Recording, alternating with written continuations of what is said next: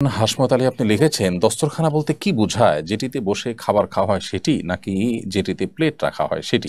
চুল কালার করলে কি অজু হবে? লিখেছেন, শহীদ মিনারে বা কোনো স্মৃতিস্তম্ভে মোমবাতি প্রজ্বলন সম্পর্কে ইসলাম কি বলে, এই বিষয়ে জানাবেন দয়া করে। ঝুমুরযুক্ত নূপুর পায়ে দিয়ে নামাজ পড়লে নামাজ হবে কিনা, মানে নূপুরের ঝুমুরের আওয়াজ নামাজের কোনো ব্যাঘাত ঘটাবে কিনা? হাসমত আলী আপনি লিখেছেন, দস্তরখানা বলতে কি বোঝায়? যেটিতে বসে খাবার খাওয়া হয় সেটি, নাকি যেটিতে প্লেট রাখা হয় সেটি? একটি হলো খেওয়ান আর একটি হলো মায়েদা। নবী করিম সাল্লাল্লাহু আলাইহি সাল্লাম খেওয়ানে খাননি। খেওয়ান বলতে বোঝানো হয় যেটার পাও আছে, পায়া আছে, কয়েকটা পায়ার উপরে যে উঁচু আপনার টেবিল জাতীয় কিছু থাকে, এই টেবিল বা ডাইনিং টেবিল বা এই জাতীয় জিনিস, এগুলোকে খেওয়ান বলা হয়। নবী সাল্লাল্লাহু আলাইহি সাল্লাম খেওয়ানে খাননি। তো খেওয়ানে খাননি এর মানে খেওয়ানে খেলে গুনাহ হবে কিনা, সেটা নিয়ে উলামাদের মতো পার্থক্য আছে। তবে মায়েদাহ বলতে বা দস্তরখান বলতে যেটা বোঝানো হয় সেটা হলো যার উপরে খাবার রেখে খাওয়া হয়। সেটা শুকনো খাবার হলে সরাসরি মায়েদা বা দস্তরখানের উপর রাখা যেতে পারে।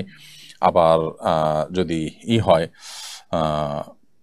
প্লেট, তরল খাবার যদি হয় যেটা দস্তরখানে রাখার মতো, একটা প্লেটে রেখে খেতে পারেন। এই অর্থে দস্তরখানটা ব্যাপক। তার উপরে শুকনো খাবার রেখে খাওয়া যেতে পারে। আবার তরল বা আপনার ঝোল বিশিষ্ট খাবার হলে সেটি তার উপরে পাত্র রেখে বা প্লেট রেখে তার মধ্যে খাওয়া যেতে পারে। কিন্তু যেটা বিছিয়ে খাবার খাওয়া হয় সেটাকে দস্তরখান বলা হয়। এই বিছানো জিনিসটার উপরে কোনো কোনো ফ্রুট, ফল টল এগুলো সরাসরি রেখে খাওয়া যেতে পারে। আবার যেগুলো তরল সেগুলো প্লেট ইত্যাদিতে খাওয়া যেতে পারে। সর্বাবস্থায় দস্তরখান বা মায়েদা বলা হয় চামড়ার হোক, প্লাস্টিকের হোক, কাপড়ের হোক, যেটা বিছে আমরা খানা খাই সেটাকে। অতএব এটার উপরে আপনি কি ধরনের খাবার খাচ্ছেন তার উপর নির্ভর করবে যে সে খাবারটা আপনি ডাইরেক্ট রেখে খাবেন না কিভাবে খাবেন, এটা একান্তই আপনার ব্যাপার। এরপরে সাবিহা সুলতানা সিথি আপনি লিখেছেন, চুল কালার করলে কি অজু হবে? চুল যদি আপনি কালার করেন তাহলে সেক্ষেত্রে অজু হয়ে যাবে। আর্টিফিশিয়াল যে মেহেদি আছে বাজারে, সেই মেহেদি যদি আপনি করেন অজু হয়ে যাবে। তবে সাদা চুলকে কালো কালার দিয়ে যদি আপনি রঙিন করেন তাহলে গুনাহগার হবেন। কিন্তু যে কালার আপনি ব্যবহার করেছেন তার কারণে যদি আলাদা কোনো প্রলেপ চুলের উপর তৈরি না হয় তাহলে অজু হয়ে যাবে, গোসল হয়ে যাবে, কোনো অসুবিধা নেই। বাট কালো খেজাব ব্যবহার কারণে আলাদা গুনাহ হবে, সেটা ভিন্ন বিষয়। আর এর বাইরে মেহেদি যদি হয় তাহলে সেক্ষেত্রে আর্টিফিশিয়াল মেহেদি থাকলেও এটার উপর দিয়ে অজু এবং গোসল করলে সেটি জায়েজ হবে। রিফাত হোসেন আপনি লিখেছেন, শহীদ মিনারে বা কোনো স্মৃতিস্তম্ভে মোমবাতি প্রজ্বলন সম্পর্কে ইসলাম কি বলে, এই বিষয়ে জানাবেন দয়া করে। শহীদ মিনারে বা কোনো স্মৃতিস্তম্ভে মোমবাতি প্রজ্বলন ইসলাম শরিয়াত দৃষ্টিকোণ থেকে প্রশংসনীয় কোনো বিষয় নয়। দেশের প্রতি ভালোবাসা, মাতৃভূমির প্রতি ভালোবাসা, মাতৃভূমি, দেশ এবং মানুষের জন্য, মাজলুম মানুষের রক্ষার জন্য যারা জীবন বাজি রেখেছেন তাদের প্রতি শ্রদ্ধা করবার কথাও ইসলাম আমাদেরকে বলে। কিন্তু সেই শ্রদ্ধা ভালোবাসা প্রকাশের যে প্রক্রিয়া সেটা যেন যথাযথ হয়, শরিয়া সিদ্ধ হয়, সেটাই শরিয়া বলে।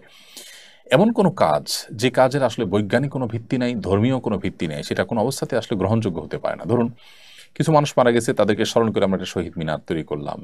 সেই শহীদ মিনারে আমরা যদি মোমবাতি দেই, হাজার হাজার টাকা, লাখ লাখ টাকা খরচ করে ফুল রাখি, তাতে মৃত মানুষদের কোনো উপকারে আসবে না।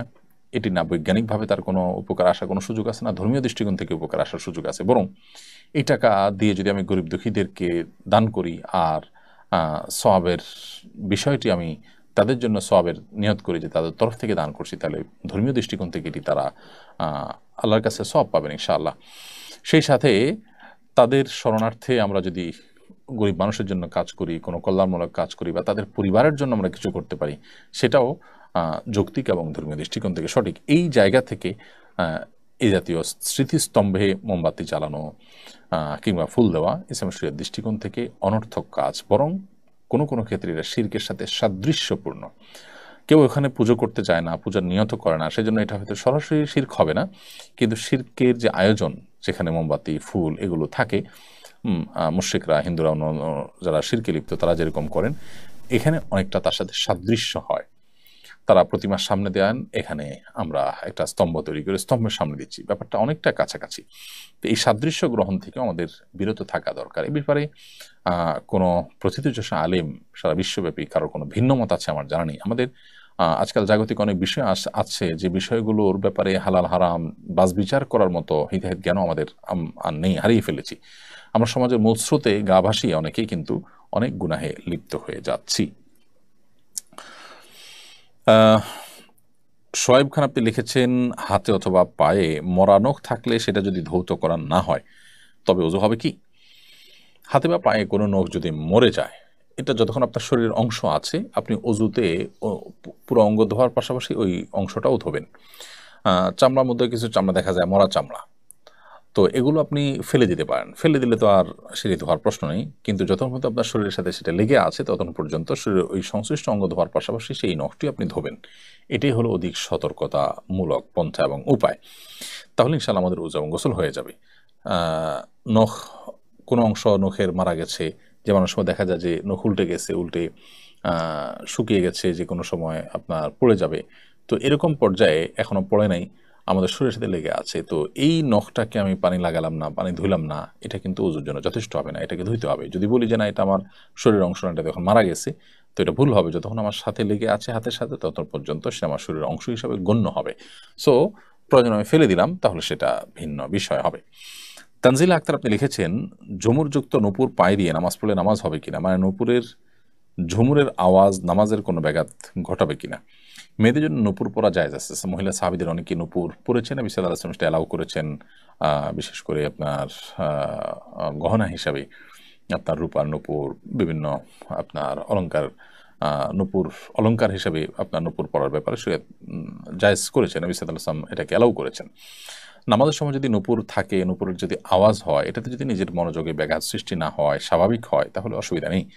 আর যদি এটা অস্বাভাবিক পর্যায়ে আওয়াজ হয় এবং নামাজে মনোযোগের মধ্যে ব্যাঘাত সৃষ্টি হয়, তাহলে সেটা খুলে নামাজ পড়া উচিত। আর মনোযোগে ব্যাঘাত না সৃষ্টি হলে তার হালকা যে আওয়াজ মুভমেন্টের কারণে হয়ে থাকে, সেটার কারণে নামাজ হয়ে যাবে, নামাজ হবে না, ব্যাপারটি সেরকম নয়।